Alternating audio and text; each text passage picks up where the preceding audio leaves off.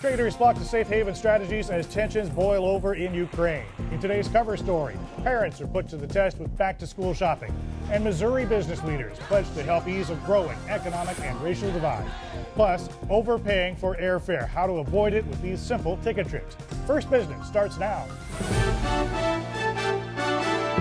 You're watching First Business, financial news, analysis, and today's investment ideas. Good morning, I'm Chuck Coppola. It's Monday, August 18th, and today's First Look. It could be a telling week on Wall Street as traders continue to digest headlines coming out of Ukraine. Friday, stocks stumbled as tensions flared along the Russian-Ukraine border. The Dow dropped 51 points, the Nasdaq added 12, and the S&P 500 was unchanged. Gold dropped $10 as oil gained $1.56. The escalating tensions abroad have Treasury prices on the rise. The 10-year Treasury yield fell to its lowest closing yield since June of last year as investors sought out safer investments. And the latest audit on Apple suppliers finds numerous violations of labor at Quanta, an Apple supplier located in China, including excessive overtime. Apple says it will work with suppliers to prevent violations from occurring. And shake it up. The Chicago Tribune reports burger chain Shake Shack is preparing for an IPO. Our trader this morning is Mark Sebastian, founder of OptionPit.com. Hello there, Mark. Hi there. What are you expecting from stocks this week, given Friday's shakeup over the conflict in Ukraine? Yeah, we had quite the market reaction on Friday. I would imagine that unless there's some sort of huge blow up that over the next, after this weekend, that market's probably going to rally off of this. I think Friday was a bit of an overreaction. Do you think that the reaction was as large as it was because volume was relatively light? Yeah, the S&P kind of moved what I would have expected, but where the real push is in gold, the treasuries, and the VIX, which all had massive moves on the heels of this as a lot of people moved into safe haven. There was definitely some volume-related major moves in some of the safety havens. Why are safe havens doing so well at this time? Two main reasons. One, there's a lot of geopolitical risk, and if you look at safe haven stocks, those are the ones with the huge buybacks. The big, huge company buybacks are really holding up a lot of those safe haven stocks, and those are the main reasons that safe haven is doing so well. Good point. Quick question about the consumer sentiment. It fell to a 9-month low, the University of Michigan preliminary index. Your thoughts on that? I don't think that's that huge of a deal. I think that's probably one of the lesser economic indicators. I think we need to see some of the, non-farms and GDP be a lot worse before I get really worried about whether the economy is performing well. Very good. A calm and confident Mark Sebastian. Thanks very much. Thank you. The community of Ferguson, Missouri is in transition in more ways than one. Law enforcement's backing off from its use of tactical weapons against groups protesting the fatal shooting of an unarmed black teenager August 9th. The city has shifted from nearly all white 40 years ago to 67% black, yet whites dominate city government. Now, after violent demonstrations protesting the shooting of 18-year-old Michael Brown, suspected of robbing a convenience store, the region's business leaders are vowing to help the community recover. We thought a concrete way that we could step up was to start a fund called Reinvest North County to assist the small businesses that are in Ferguson that have been affected by this. And what we want to do is be able to extend these grants relatively quickly. The group is also extending funds to Ferguson area schools and to the Urban League to encourage black-owned businesses in Ferguson. Friday, the police released the name of the officer involved, Darren Wilson, a 6-year veteran. Hacktivists had misidentified the officer when police initially refused to release his name. Well, Diane Mocha steps in now with an update on a grocery chain hack attack. Good morning, Diane. Good morning, Chuck. Two of the nation's most popular supermarket chains have been hacked, Albertsons and SuperValu. The chains say hackers broke into the computer network that processes credit and debit card payments. SuperValu said the virtual break-in affected cards swiped at 228 stores between June 22nd and July 17th. But that security has been restored. Albertsons believes more than 700 of its stores were affected. The stores involved: Albertsons Acme, Jewel-Osco, Shaw's and Star Market, Cub Foods, Hornbachers, Farm Fresh, Shop and Save, and Shoppers Food and Pharmacy. Alibaba is under fire for an accounting scandal just ahead of its hyped IPO. Alibaba Pictures Group says that it found possible non-compliant accounting treatments and unidentified funds in its books. Alibaba is expected to raise up to $20 billion in its IPO next month. It says its earnings report will be delayed. SeaWorld is planning for an upgrade to its killer whale housing after pressure from animal rights activists. The company plans to renovate its killer whale tanks at 3 of its theme parks. SeaWorld wouldn't specify the cost of the rehabilitation, but claims it would be several $100 million. Animal rights activists have accused SeaWorld of cruel treatment of whales, highlighted in the 2013 documentary Blackfish. Well, Darden Restaurants is in search of a new leader. Clarence Otis plans to stay on until the end of 2014 or until a successor is named. The company's board of directors claim anger over selling the Red Lobster chain to outside investors. Darden, which still owns Olive Garden and Capital Grille restaurants, has hired a recruiter to help replace Otis. Retail earnings and spending habits are in focus this quarter, starting with Nordstrom. The department store's second quarter earnings beat expectations by 1 cent, but sales came up short compared to forecasts as it deals with a slow season. Cosmetics giant Estee Lauder shot higher on improved sales and after its earnings beat analysts' expectations. Estee Lauder shares were up 7% at $76.21. Lehman Brothers will begin paying back the $4.6 billion it owes general unsecured creditors as early as next month. That group includes former employees, pension funds, banks, and investment firms with unsecured claims against the brokerage. Lehman Brothers Holdings, the parent of the brokerage, collapsed into bankruptcy nearly 6 years ago. Individual customers received all $92.3 billion they were owed almost immediately. More investors are going green. The green bonds market, which raises money for eco-friendly projects, has grown 60% in the past year. Funds help investors tap into specific projects in the green market, such as curbing greenhouse gas emissions or carbon pollution. Portfolio manager Benji Bailey tells us that investors like being able to see how their money is having an impact. It is exciting to advisors and to clients when they understand that they really can have an impact with their money. You think of, generally when you think of a bond fund, which is what we manage, you think of kind of safe and boring, where in this case you can really get some specific targeted investments. Bailey expects younger generations of investors to make green bonds a mainstream trend. Teens looking for work have had a hot summer. The Bureau of Labor Statistics says that the July unemployment rate for young people between 16 and 24 years old was the best in 6 years. July's 13.6 unemployment rate for teens was nearly as low as during the summer of 2008, just before the financial crisis. Last summer, teen unemployment was 15.5%. In today's cover story, the second biggest shopping season of the year is in full swing as parents hit the stores before kids head back to school. As retailers scramble to compete for an estimated $75 billion in sales, some say both business and consumers are losing out. The pencils and markers may be new, but experts say consumers' attitudes are not, as back-to-school shoppers continue to look for bargains despite rising confidence in the economy. A lot of the new jobs that have been created are not super high-paying jobs. But school essentials still send parents flocking to stores in August. The National Retail Federation says the average family with kids in school expects to spend $670, up 5% from last year. And parents with college students predict they'll shell out an average of $916, 10% higher than 2013. But retail consultant Jim Dion says consumers' behaviors don't always match their predictions. When July numbers came in, they gave everybody pause. Dion believes parents will spend about the same as last year, but will actually get more because prices for clothing and electronics continue to fall. Retailers eat their young, and it's kind of true. Retailers will blink. They will start promoting even greater than they had planned. Dion says lower prices can mean declining profits, so retailers are making adjustments to retain margins.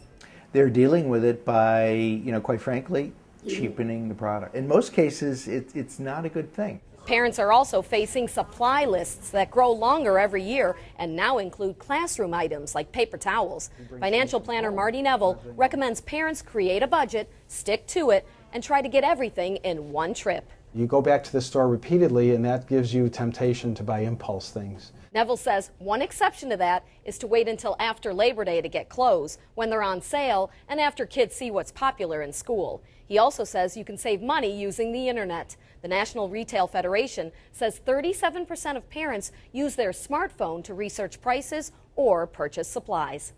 There's a lot of tech talk in Silicon Valley and beyond to talk about. Apple says it'll use Sapphire, a harder and more expensive material, for its display screens. A new workout buddy from Intel and SMS Audio, the company founded by rapper 50 Cent. They'll soon launch in-ear headphones that measure your heart rate.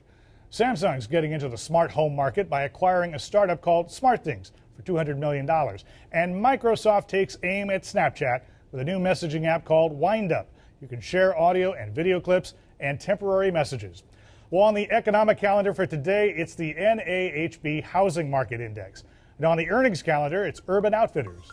Still to come, hedge funds are dropping hints about an oil pipeline stock. Plus, the airfare secrets airlines don't want you to know about. And after this break, from bust to boom, how a manufacturing company weathered an economic storm and emerged stronger. That's coming up.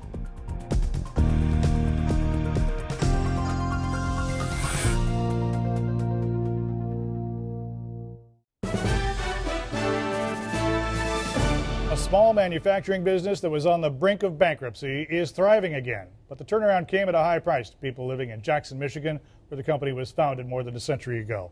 The story of rising out of the ashes is in today's Chicago Cranes Business Report. The people that went through here, generations of Jackson people that worked here in some capacity. 80 miles west of Detroit is Jackson, Michigan. Population 33,000. Like so many other small Midwestern towns dependent on manufacturing, the last few decades have been tough on Jackson, as companies marched in lockstep out of this town in search of cheaper labor. Companies like Goodyear, Clark Equipment, and the century-old maker of aerospace and auto parts, Spartan Corporation. Michigan, and Jackson especially, had a difficult time pretty much since 9/11. The economy never really recovered in the state of Michigan. For more than 100 years, Jackson and Spartan were inextricable. Spartan employed thousands of Jacksonians. Founded in 1900, it crafted the first electric car horn for the likes of Ford and Chrysler. William Sparks, Spartan's president, was a 3-term mayor of Jackson, and during the Great Depression kept hundreds of Jacksonians employed by building a 465-acre public park with illuminated waterfalls. In other words, Jackson was Spartan's town. At one time, 1 out of every 15 people in the community had worked at Spartan. Pressed by thin margins and underutilized facilities, Spartan wound up on the verge of bankruptcy. And when it brought in a new CEO to turn the company around, locals weren't happy with the new direction. I'm not a politician, I'm not going to win a popularity contest, and I'm not here to do it. I'm just here to apply my experience in fixing what I see as a very real problem with a solution to it. And you're going to have to just trust I know what I'm doing. I'm here to do a job, and we've done it. In 2009, Spartan finally closed up shop and left Jackson for good, its headquarters bound for Illinois and its manufacturing headed to Florida and Vietnam. Some saw it as the final blow for a town already on the ropes. When a company like that has been involved in the county and city government and also its local politics for so long, when it moves out of town, it's almost like your big brother moving away. Yeah, it was a travesty for closing Jackson. Spartan, made Jackson. Jackson made Spartan. After 25 years working at Spartan, Joe Loring's bitterness is palpable. To others, though, Spartan's departure was just another company leaving Jackson behind. A familiar scenario played out over and over again. This was part of what's happened across the country. Today, Jackson is trying to put the pieces of its economy back together, but it won't be with manufacturing. Instead, leading Jackson's economic growth is its state prison, a hospital, and the utility company Consumers Energy. After an arson fire tore through the old factory on Ganson Street in 2011, the only thing left of Spartan is a pile of rubble. Once it started on fire, it was going to burn to the ground, and that's exactly what happened. Our thanks to Maribon Knight for that report. Well, more than 5 years after Spartan left Jackson, Michigan, the company's stock has surged nearly 2,000%. The bottom line is black again.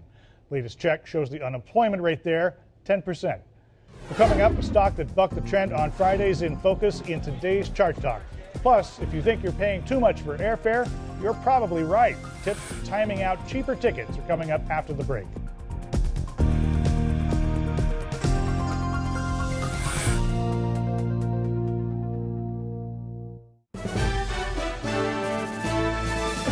Airlines are packing in more seats per plane to increase revenue, but consumers say it's becoming too cramped.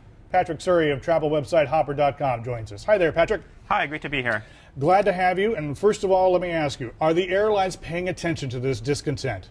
I think they are. I think, like all good companies, the airlines are trying to maximize their revenue, and they've got different business models to do that. Are they increasing revenue? Yeah, profits are actually up in the last couple of years. So what are they going to do when people say these slimline seats are not working for me? Well, I think they're each catering to a different audience. You know, for the real budget traveler, you fly on an airline like Spirit, you really have to understand what all those fees are going to be.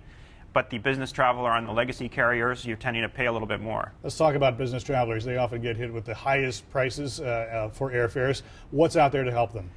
It's true that the business traveler typically has less flexibility in terms of destination and date, and less price sensitive. But you have things that you can help by doing your research. We just did an app called Flight Tonight, which helps you understand where you could fly right now. So next time you're stuck in an airport, you need a different way to get home. That might help you out. Flight Tonight, where does it apply? So really, it started as a research project for us where we were interested in how prices rise up until departure.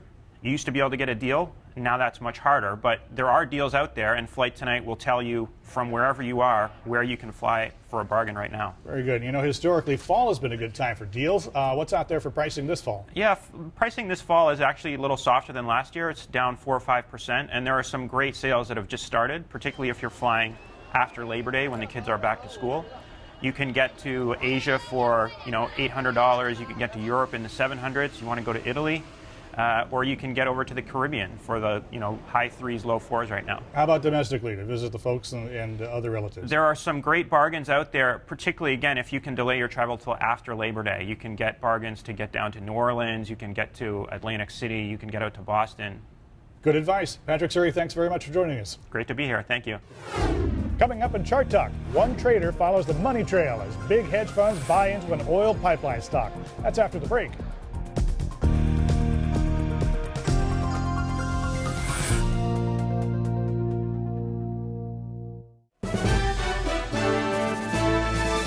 In Chart Talk this morning, we're talking with James Romelli of KeenOnTheMarket.com. Hello there, James. Good morning. We're told you're watching the charts of an oil and gas pipeline company, Williams Companies. What do you see here?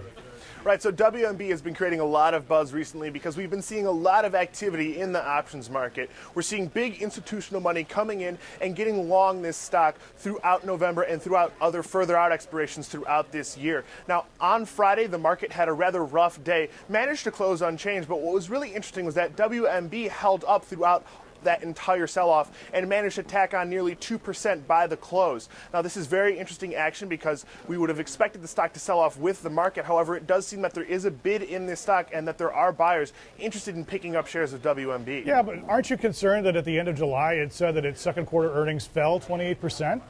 I would be concerned if I saw the stock come off very aggressively from its highs. Now, it did sell off a little bit, but it did manage to find buyers, and it does look like just below $58 here. The stock is getting ready to test its 52-week highs above 59. We're not seeing institutional money selling this stock. As a matter of fact, we're seeing them coming in and getting long the stock as it sells off. Williams Companies is spending an awful lot of money, $6 billion, to expand its stake in Access Midstream Partners, millions more, in fact, billions more in other projects. How long before these expenditures pay off for investors? Right, so like I said, we're seeing a lot of companies make investments like this. Processing the crude oil that's produced here in the U.S. takes a little bit different of a process than it does for processing imported oil. And WMB would benefit from being able to provide the oil to these refineries through their pipelines. I think that it might be a while before these pay off in a long-term sense, but it seems like institutional money is expecting the stock to head higher in the near term just on that speculation. And as a trader, that's what I want to follow. Good information. James Romelli, thanks very much. Thank you. Well, that's our show for today. Tomorrow on First Business, parenting sticker shock. As the cost of raising a child surges, a financial planner will be here with tips on budgeting for a new baby. We hope you'll join us. From all of us at First Business, thank you for watching.